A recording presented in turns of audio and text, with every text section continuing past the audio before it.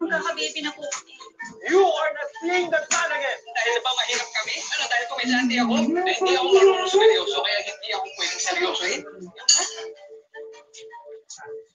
Sa kanyang official website, nakasaad ang titulong Funniest Stand-Up Comedian in the Philippines. Kamakailan ay number 1 sa isang sikat na streaming platform ang kanyang comedy special na pinamagatang Tamang Panahon. Kaya walang iba, kundi si Alex Calleja. Ngayong gabi atin siya makikilala. Dahil iba bahagi niya ang napakadami niyang pinagdaanan bago niya nakamit ang tagumpay. Totoo kaya ang sinasabi nila na sa likod daw ng pagpapatala ng mga komedyante ay isang malungkot na buhay na puno ng hirap. Malalaman natin yan sa aming special celebrity presentation na pinamagatang sa Tamang Panahon ni Alex Calleja. Mama!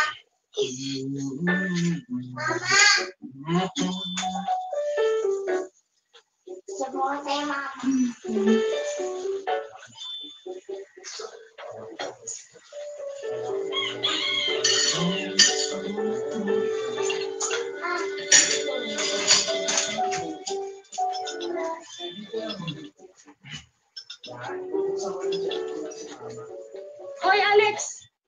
Ba't hindi pa sinasakay itong mga to? Sakay nga muna naman ate. Bigat-bigat na ni. Diyos ko, anong mabigat dito? Hindi naman to sako ng bigas. Kaya ko nga, oh. Ay, naku. Yan. Ano ba, Alex? Palagayin nyo na yan. Tama na. Magkakasino na naman po kayong dalawa? Sige na po, Nay. Sumama na po kayo. Eh, si tatay po, hindi po ba sasama? Yung tatay mo, wag mo nang asahan na babalikan tayo noon. Dahil matapos na hinatid tayo dito sa Maynila, ano sinamahan yung kabit na sa Bicol? Hindi na tayo babalikan noon. Ay, tama na yung drama. Pero pala tayo na swerte ngayon, Nay. Nakaswerte yung tayo. Hindi ka na, mamadali O, tayo. bahala din, Alex, ha? Bahala ka na dyan.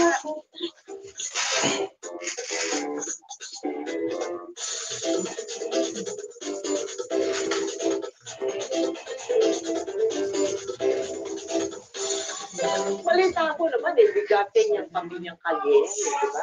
Sa Albay daw, kayo naging governor yung lolo, na may kaya kayo.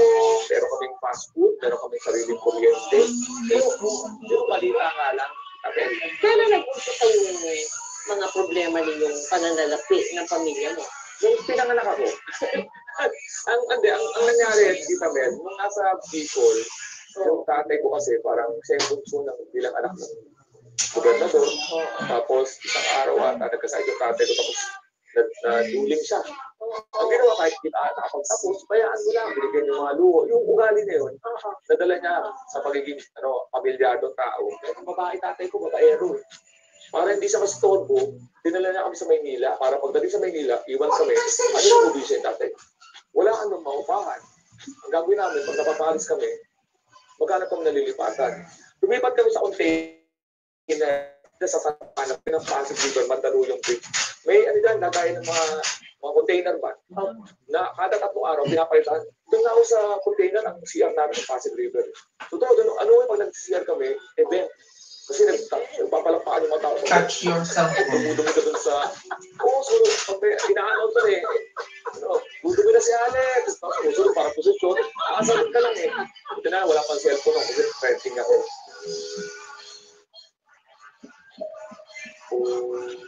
Sayang mo tayo. Pinaliburan niyo kami. Iniwan, pinabayaan. Pero gagawin ko lahat para may aawang si nanay, pati na din si ate. Pero sana bilang araw makita rin tayo. Pero hindi ko alam kung mapapatawad pa kita. Ano ba, kailan pa tayo magkakaroon ng kuryente? Pag nakapagbayad na tayo. Ano kaya? Hiramin mo muna ng pera yung Kuya maloy mo. Ay, naku, magpaparinig niyo naman yun. Tinaya mo sa kasino yung pambayan. Dalang. Lintik na yan, huwag nakamong takay naman yung pangangasin ko. Tsaka ikaw teka nga, bakit ba hindi ka pumunta abroad para matulungan mo kami ng kapatid mo? Maiabot niyo kami sa kahirapan, betched buhay na to.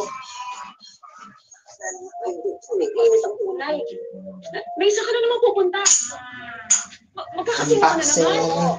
Kung gusto mo sumama ka, Unboxing. bayad sa kuryente natin.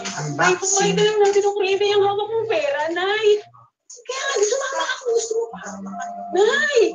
Dito.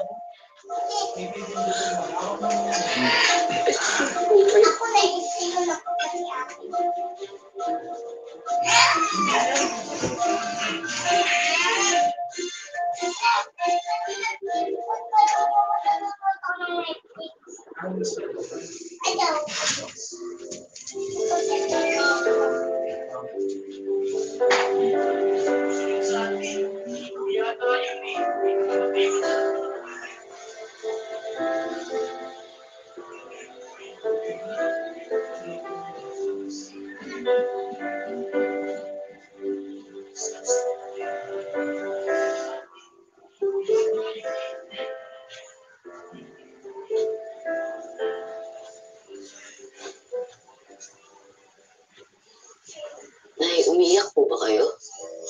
Lalo ito? Wala lang to, anak. Lalo to. Masarap tong almusal, no? Nalalok nanay sa kasipon. Kainin mo na lang sarap. Eh bakit nga po kayo umiiyak? Yung totoo na tumaan po ba si tatay? Abangan sa susunod na Sabado. Malamang siguro natin ang huling pagkikita namin. Kaya huwag ka nang umasa na babalikan niya pa tayo. Sinimot na lahat ng mga damit niya.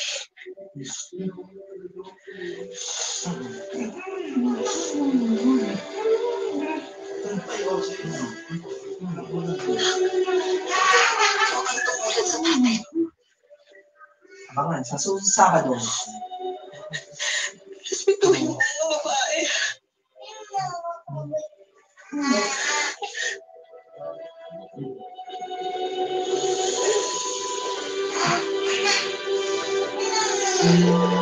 Magbabalik ang magpakailan.